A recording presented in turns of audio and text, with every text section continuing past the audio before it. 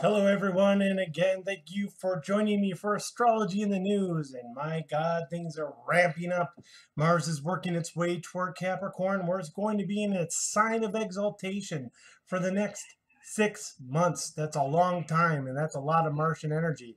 We still got 2 more days to go for that. So here I got my chatty cat here. um Still got 2 more days to go to that, so looking forward to that. Lots and lots of stuff happening here. So, time for yogic wisdom of the day. Be the energy you want to attract. And Kane likes dragons because of the dragon energy, and him and Trump.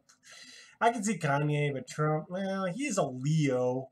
I don't know. I guess I don't know Chinese astrology. So I bet if you took these two guys' horoscopes and put them together, that would kind of have a dragon energy, because dragon energy is clearly a Chinese astrological sign. All right, happy May Day. What is the future of the labor movement? I'll give you a hint.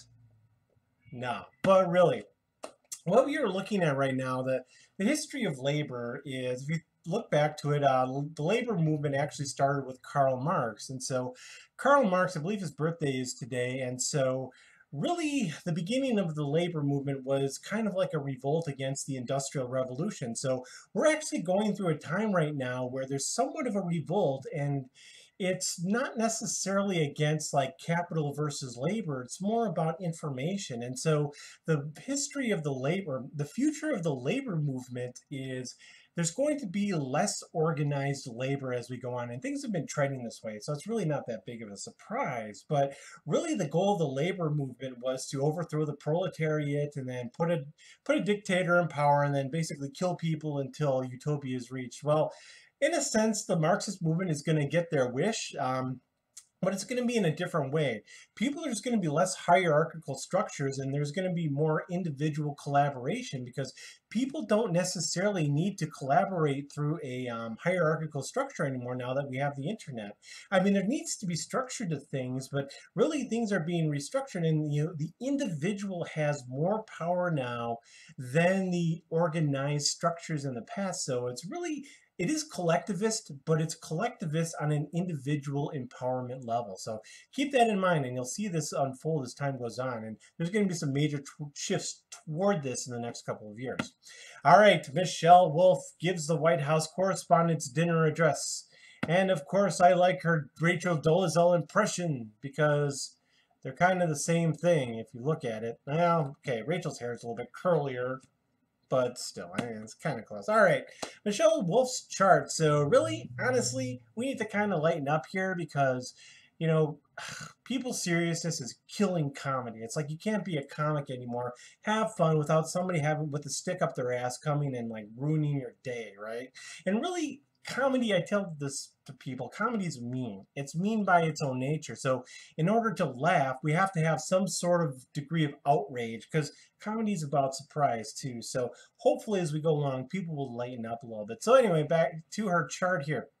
Mercury and Sun are conjunct here in the sign of Taurus. When Mercury and Sun are conjunct, it definitely shows a good sense of humor. Also, so for sense of humor, usually I look at the air signs, right? And specifically Gemini. A lot of comics have Gemini prominent in. And if you take a look at her chart, that's where her Mars is placed. Don't know her exact time of birth, so we'll use the moon. This is actually good for relating to other people and using your comedy to help other people.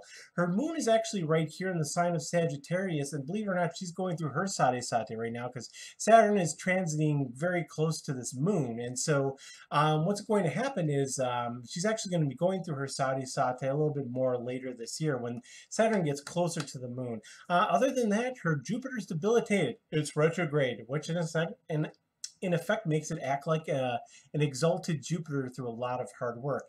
And then, of course, Venus and Rahu here are in the sign of Aries. Kind of a freaky chick. I don't know how else to put that. But it's opposed Saturn here. So she's got this side to her that I think she's felt repressed here. And this is also interesting too, because if you take a look at her Saturn's at a point of exaltation, but that's retrograde. And I just read somewhere that could actually make Saturn act like a debilitated planet. And what that means is that people tend to be a little bit lazy. But now the thing is, Saturn and Venus here are in mutual aspect, and Venus is the ruler here of Saturn, so it tends to lift it up a little bit. And but Venus is a little bit difficultly placed here in the sign of Aries. All right, moving on. Sarah Huckabee Sanders was not impressed. She inadvertently threw shade at Michelle because when she walks in front of the window, it's like an eclipse. All right, so Sarah Huckabee Sanders. Yeah, so she was actually born in Hope, Arkansas, same place as Bill Clinton. However, her chart is not too much like Bill Clinton. She actually has most of her planets here in the sign of Libra. So Libra is usually about law, not necessarily government. See, I don't know if Sarah Huckabee Sanders was a lawyer, but this is a really great chart for a lawyer. Let's see, Saturn here in the sign of Virgo, really particular, pays attention to details. Details are extremely important to her, right? Very structured, very organized. That's Saturn in Virgo. Mercury here in the sign of Leo, communicates with authority, okay? Sun and Venus here are conjunct in the sign of Cancer. Generally means somebody's pretty caring. However, in a relationship, they can get a little clingy. So Venus in Cancers really exudes a lot of emotion and things like that. So while she may seem like she's really like tight and doesn't like to have fun, she actually really does care. And this is also too where her sun is placed. So she's really a Cancerian driven person. And of course, as a depositor, the ruler is the moon, and the moon is exalted here in the sign of Taurus. So her moon is very well placed. So looking at her chart here, don't have an exact birth time for her, but she's getting close to her Jupiter dasha. Jupiter here is in the sign of let's see, the sign of Libra. So she's also going through a Jupiter return because Jupiter is transiting through the sign of Libra. So what this means is this really expands the area of influence where the house is at. And since this is the 6th from the moon and we don't know her exact time, this is really going to actually cause conflict. However, with Mars here, I think people with Mars in the 6th house tend to win conflicts, but it also makes somebody, they're not scared to get into it with somebody. So all right, that's all I had for you today. Tomorrow we will be talking a lot more about Mars in the sign of Capricorn, which really should be a good show. Really hope you enjoy it. Otherwise, hit the like button, and of course, if you want to subscribe, appreciate it, and share. Otherwise, have a great day, and hopefully I will see you tomorrow.